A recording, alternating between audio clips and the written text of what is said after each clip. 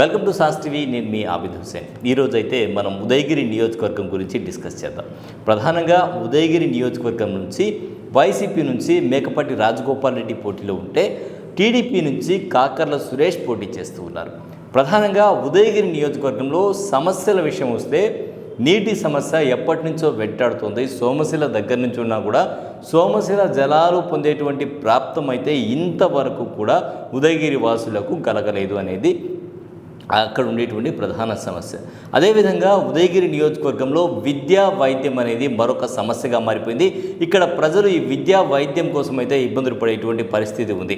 ప్రధానంగా వైద్యం ఉదయగిరి నుంచి నెల్లూరుకి రావాలంటే ఏ విషయం మీదైనా వైద్యం గురించి కానీ ఇంకొక విషయంలో కానీ రావాలంటే రవాణా సమస్య అనేది ఇంకొక సమస్యగా మారిపోయింది.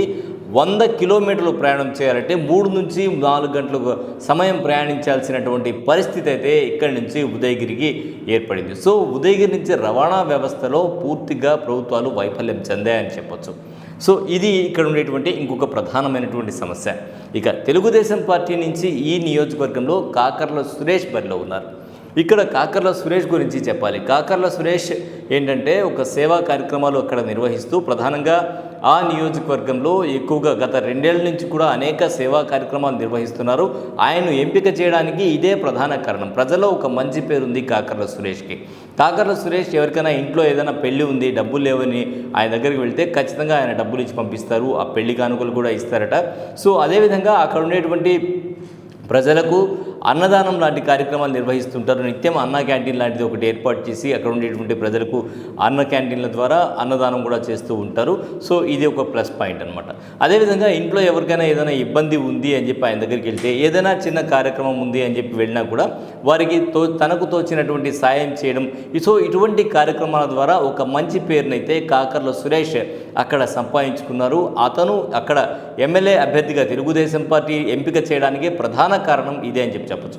ఎందుకంటే ఇక్కడ తెలుగుదేశం పార్టీ నుంచి చాలామంది బరిలో ఉన్నారు. ఒక విధంగా చెప్పాలంటే 2023లో ఏదైతే ఎన్నికల్లో ఎమ్మెల్సీ ఎన్నికల్లో వేరే పార్టీకి అంటే క్రాస్ ఓటింగ్కి పాల్పడ్డారు అనేటువంటి ఆరోపణల మీద బయటకు వచ్చినటువంటి మేకపాటి చంద్రశేఖర్ రెడ్డి గురించి చెప్పాలంటే దాదాపు 4 సార్లు ఆయన ఎమ్మెల్యేగా ఎన్నికైనటువంటి పరిస్థితి. అటువంటి వ్యక్తిని కాదని ఇతనికి ఇవ్వడానికి అంటే కాకర్ల సురేష్కి ఇవ్వడానికి ప్రధాన కారణం. మేకపాటి చంద్రశేఖర్ రెడ్డి గురించి చెప్పాలంటే చంద్రశేఖర్ రెడ్డి అంటే 2004లో ఉదయగిరి నుంచి ఆయన పోటీ చేయడం జరిగింది. తర్వాత 2009లో అంటే 4లో గెలిచారు, 9లో గెలిచారు. అదేవిధంగా 2012లో కూడా ఆయన గెలవడం జరిగింది, 2019లో గెలిచారు. సో మొత్తంగా 4 సార్లు ఉదయగిరి నుంచి ప్రాతినిధ్యం వహించారు మేకపాటి చంద్రశేఖర్ రెడ్డి. అటువంటి మేకపాటి చంద్రశేఖర్ రెడ్డిని కాదని కాకర్ల సురేష్కు ఇవ్వడానికి ప్రధాన కారణం అయితే ఆయన చేసినటువంటి సేవా కార్యక్రమాలు. అదేవిధంగా ఇక్కడ ఇంకొక ప్లస్ ఉంది కాకర్ల సురేష్కి. ఏంటంటే తెలుగుదేశం పార్టీలో అంతర్గత విభేదాలు ఉన్నాయనేటువంటి మాట గతంలో వినిపించేది. అయితే ఆ అంతర్గత విభేదాలన్నీ కూడా నెల్లూరు నుంచి బీదా రవిచంద్ర వెళ్ళి వాళ్ళందరినీ కూర్చోబెట్టి అందరినీ సమన్వయపరిచారని చెప్పి తెలుస్తోంది. టీడీపీ జాతీయ కార్యదర్శిగా ఉన్నటువంటి బీదా రవిచంద్ర అక్కడికి వెళ్ళి వాళ్ళందరితో మాట్లాడడం జరిగింది. సో దాని తర్వాత బొల్లినేని రామారావు వర్గం, మేకపాటి చంద్రశేఖర్ రెడ్డి వర్గం, అలాగే కంబంపాటి విజయరామిరెడ్డి వర్గం, చంచల్బాబు యాదవ్ వర్గం. సో ఈ మొత్తం కూడా 4 వర్గాలు కూడా కలిసి కాకర్ల సురేష్కి ఇప్పుడు అక్కడ ప్రచారం చేస్తూ ఉన్నాయన్నమాట. సో ఇది కాకర్ల సురేష్కి ఒక ప్లస్ పాయింట్గా మనం చెప్పవచ్చు.